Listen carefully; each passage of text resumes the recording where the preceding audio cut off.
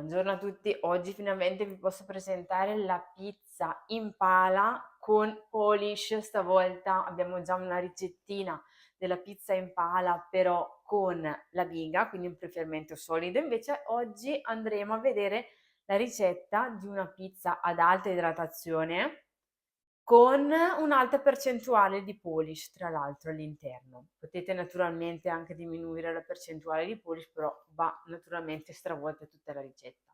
Io vi do comunque questa ricetta che è molto comoda e sicuramente comoda magari anche per chi non ha l'impastatrice, per chi ha solo la planetaria è più facile usare il polish rispetto alla biga per chiudere poi l'impasto. Questo sicuramente è una cosa un po' più veloce. Per quanto riguarda l'idratazione totale, è una pizza molto idratata, però questo comunque non vi impedisce di utilizzare la stessa ricetta e magari mettere meno idratazione se non ce la fate ad arrivare a questa idratazione. Io vi consiglio comunque di farla, di arrivarci e di provarci naturalmente, perché vi faccio vedere proprio tutti i passaggi per poterlo fare. Cuocerò questa pizza nel mio forno a legna, perché comunque sto utilizzando molto questo forno che ho all'esterno, però naturalmente nulla vi vieta di farla con un forno elettrico naturalmente, con un forno elettrico casalingo sui pietra refrattaria ancora meglio, riscaldata molto bene. Ecco, l'importante è avere delle buone temperature. Adesso mi raccomando, non perdete ogni singola parte del video perché è molto importante. Guardate questa piccola parentesi che vi ho fatto anche e soprattutto riguardo alle temperature e al preferimento, che è la base un po' della nostra pizza naturalmente, anche perché ne usiamo una grande quantità sul totale della farina. Quindi mi raccomando, prendete nota, sotto comunque vi riporto tutti gli ingredienti, i vari capitoli, i vari articoli che vi consiglio comunque per fare questa ricetta. E quindi attenzione al video. Ingredienti per il polish: 800 g di farina 350-380 V, insomma una farina molto forte, 800 g di acqua a giusta temperatura, poi vi spiegherò naturalmente come fare, 4 g di lievito fresco oppure 1,5 g di lievito secco di birra. Allora, una cosa molto importante è questa, la regola del 70, che dovrete applicare, una regola simile che io applico per la biga da mantenere in frigorifero 24 ore, ok? Perché comunque non ha la cantinetta, o comunque per la comodità di gestire le 24 ore e non le 18 ore. Oppure per il polish, anche per il polish io utilizzo la regola del 70, vado a chiudere a temperatura un po' più alta. Deve essere chiusa la biga o il polish, deve essere chiuso sui 25 gradi, anche 26 va bene, ok? Però deve essere messo naturalmente immediatamente in frigorifero, non deve essere tenuto fuori un'ora, 2 ore. Questo perché è una regola che va molto bene da utilizzare, standard per tutte le stagioni, perché non posso dirvi lasciate a temperatura ambiente fuori un'ora, 2 ore il polish o la biga, perché altrimenti impazziremo, perché comunque le temperature non sono mai uguali. E comunque, per avere sempre la stessa fermentazione giusta e sicura, noi andiamo a utilizzare questo metodo e partiamo da una temperatura, abbiamo un frigo che va a 6, dai 6 gradi circa 6 gradi, magari anche 6, 7, 8 gradi va benone. Per il polish poi va benone perché sono solo 18 ore. E naturalmente poi non vi farò vedere comunque il punto giusto in cui io colgo il polish, ok? Poi ognuno ha il proprio metodo. Ecco, io utilizzo questo metodo, questa regola, partire da chiudere la biga o il polish a 25-26 gradi, proprio per quello che vedete che mi è più semplice, proprio per insegnarvi le cose e anche per me, per avere una cosa sempre standard, sempre regolare, sempre giusta. Partiamo da una temperatura più alta e andiamo a mettere il preferimento immediatamente in frigorifero a 6-8 gradi al massimo, ecco.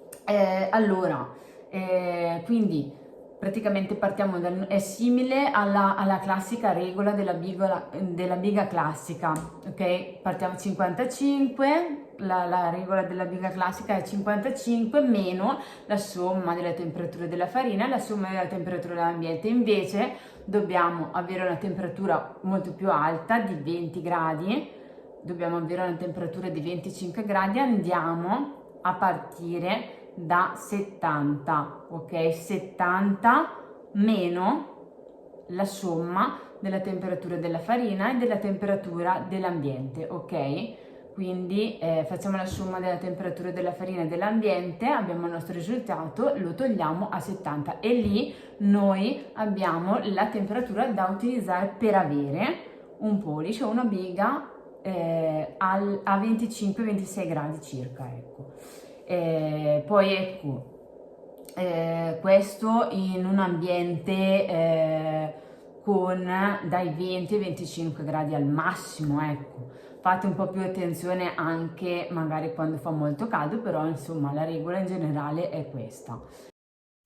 Quindi allora noi abbiamo 22 gradi alla farina, 22 gradi di temperatura ambiente, il totale fa 44, 70 meno 44 in base alla regola fa 26 gradi. Io ho un'acqua di 26 gradi, infatti l'ho portata a 26 gradi. Sciolgo il mio lievito all'interno dell'acqua, vado ad aggiungere pian piano la farina, naturalmente, sforchetto, una forchetta va benissimo in questo caso.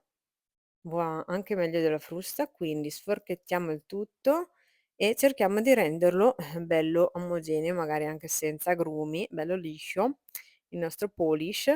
Andiamo poi a mettere, allora adesso vi mostro la temperatura finale che deve essere 25-26 gradi. Il mio è 26 gradi, ok? 26 gradi va benissimo e va messo naturalmente immediatamente con questa temperatura in frigorifero per avere nelle 18 ore in frigo, dai 6 agli 8 gradi circa, una fermentazione corretta a 18 ore, naturalmente a questi gradi, naturalmente che sono molto freschi. Naturalmente cambia la situazione se uno vuole fare un prefermento a 18 gradi naturalmente. Qua è un altro tipo di fermento naturalmente che va gestito in frigorifero. Semplicemente la temperatura dovrebbe essere un po' più bassa, sui 21 gradi, 20 gradi, non 25. Ecco, adesso lo andiamo a forare la nostra pellicola e andiamo a metterlo, come vi dicevo, 18 ore in frigorifero. Il mio frigo è dai 6 agli 8 gradi circa e va benone per le 18 ore per la fermentazione del polish.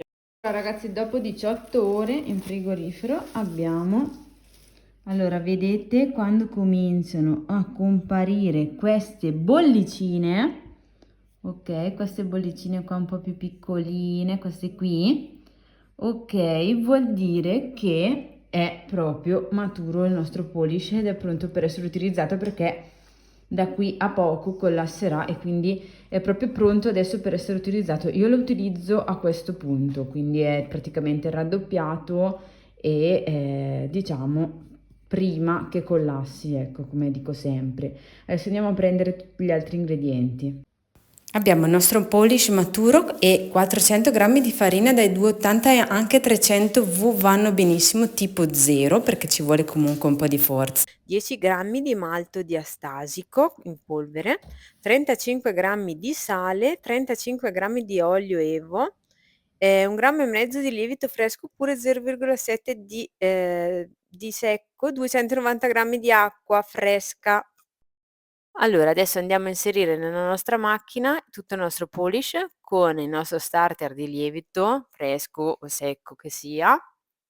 Andiamo a mettere una parte di farina, ok, la inseriamo pian piano tutta, naturalmente, e facciamo partire comunque a basse velocità.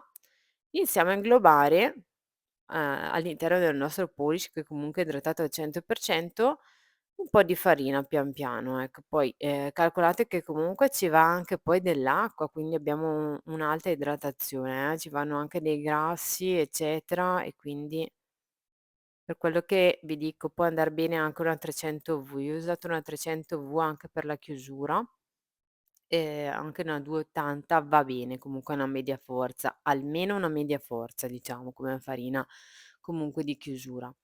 Andiamo ad aggiungere pian piano, la nostra farina naturalmente.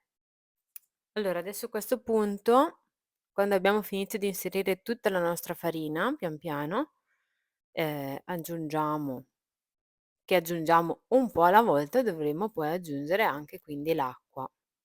Aggiungiamo un po' alla volta la farina, quando è stata ben assorbita, come in questo caso, che comunque vedete si stacca dal fondo comunque l'impasto, eccetera, possiamo iniziare a mettere l'acqua, però mi raccomando pian piano. È proprio altrimenti rischiate proprio di rovinare l'impasto qua, eh. Vi dirò, a un certo punto ha proprio bisogno, di lavorare a una certa velocità, lavorare un 5 minuti diciamo. Poi naturalmente quando vedete che si è io adesso ad esempio la sto facendo lavorare, adesso la lascio lavorare, naturalmente quando ho inserito un bel po' di acqua, la lascio lavorare bene e, vedo che si sia formata bene la maglia. Naturalmente prima di cosa? Prima di inserire comunque l'ultima acqua e il sale, voglio che sia assolutamente ben incordata a questo punto, perché stiam parlando proprio in un'alta idratazione. Poi tra l'altro, dobbiamo inserire anche dell'olio all'interno di questo impasto, quindi poi ci sarà anche dell'olio. Quindi il sale io adesso lo lascio praticamente in ultimis, oppure comunque con l'ultimo goccetto d'acqua potete lasciare. Adesso sto inserendo proprio il sale, ho fatto lavorare molto bene l'impasto e ho aspettato anche qualche minuto comunque a velocità elevate prima di riuscire ad avere proprio un bell'impasto incordato.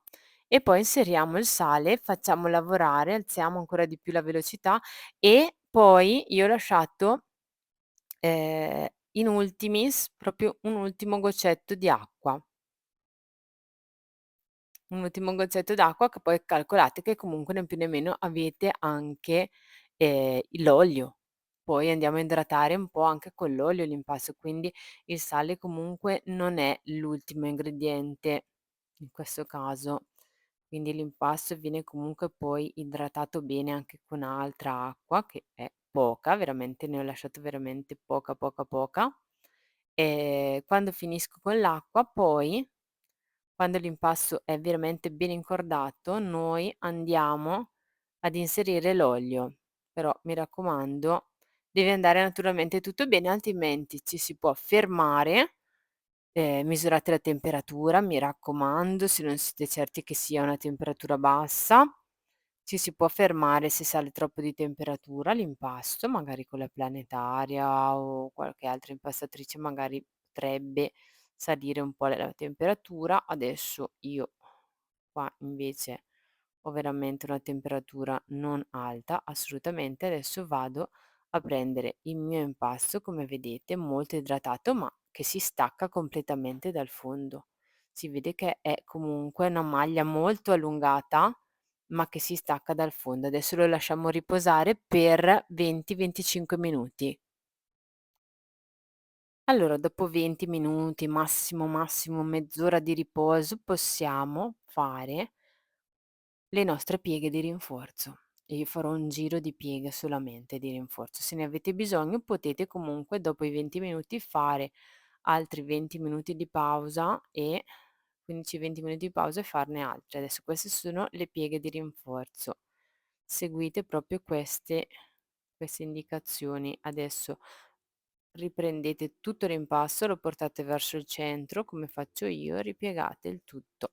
Queste sono le pieghe di rinforzo, si fanno in questa maniera. Adesso facciamo riposare una puntata di circa 1 ora, non di più, perché Dobbiamo comunque dobbiamo fare dividerli. anche l'aperto. Adesso Ok, tagliamo stagliamo in l'impasto, pezzature da li 500 grammi, dividiamo. potete utilizzare queste pezzature benissimo anche per il forno casalingo, le Infine mie pale sono 5 pale. E naturalmente magari io le farò un po' più allungate e strette perché le faccio nel forno, a legna, che è un po' più posso farle un pochettino più lunghe, però voi potete benissimo Cosa farle facciamo? Sfrattiamo nel questa forno casalingo pelle. con la pezzatura da 500 grammi. Adesso vi faccio vedere proprio la formatura. Allora dovete lasciare la pelle verso l'esterno e diciamo il pezzo un po' più appiccicoso verso l'esterno. Adesso prendiamo l'esterno della punta più alta così e poi portiamo tutti i vari pezzetti in questa maniera verso l'interno. Andiamo a prendere proprio tutte le estremità e facciamo fare questo bel giretto per fare una chiusura così. Allora, naturalmente potete fare qualsiasi chiusura, se preferite qualsiasi altra chiusura. Ecco, lasciamo raddoppiare. Naturalmente le tempistiche dipendono dalle temperature, ma non sono tempistiche elevate, sono 2-3 ore di lievitazione circa. Andiamo a riscaldare il nostro forno a legna, perché facciamo una bella cottura a legna con il mio Alfa Forni, 3 pizze. Potete trovare naturalmente anche i link su Amazon per poterlo acquistare. Vi lascio naturalmente tutto nella descrizione. Adesso andiamo a fare la stesura delle nostre pale. Ok? Forno a legna, legna e gas. Potete trovare forni solo a legna oppure gas e legna. Oppure solo gas naturalmente per chi non fosse interessato a kit legna. Adesso vi faccio vedere proprio la stesura della pala. Abbiamo schiacciato i bordi e andiamo con i polpastrelli a schiacciare molto bene sul centro naturalmente di tutta la nostra pala. La trasferiamo sulla nostra pala in legno naturalmente, la pala sulla pala e andiamo naturalmente a stenderla bene. Andiamo a dargli la forma e la lunghezza che desideriamo naturalmente. Ecco, vi ho già detto che comunque se utilizzate il forno casalingo potete naturalmente infornare direttamente sulla pietra refrattaria ben riscaldata su circa 290 gradi e poi naturalmente sopra sui 240, stanno sui 15 minuti circa. E comunque vi lascio il link del video da guardare. Adesso invece io ho infornato a 330 gradi con comunque ho cotto con sportello chiuso per pochi minuti e naturalmente con la fiamma non troppo viva, ecco. Ho fatto un riscaldamento di almeno mezz'ora, comunque per 40 minuti circa, anche per fare le braccia, eccetera, servono almeno 40 minuti, diciamo, con un forno a legna. E adesso questo qua è il nostro bel risultato. Questa è la nostra pala ad alta idratazione. Ecco, mi raccomando, l'importante è far scaldare nel forno a legna molto bene la base, ecco, prima di infornare deve arrivare a 320 gradi, però ecco, almeno 40 minuti di riscaldamento ci vogliono e questo è il nostro bel risultato. Mamma mia, che bontà! Adesso assaggio un bel pezzo, perché come faccio a non assaggiarla?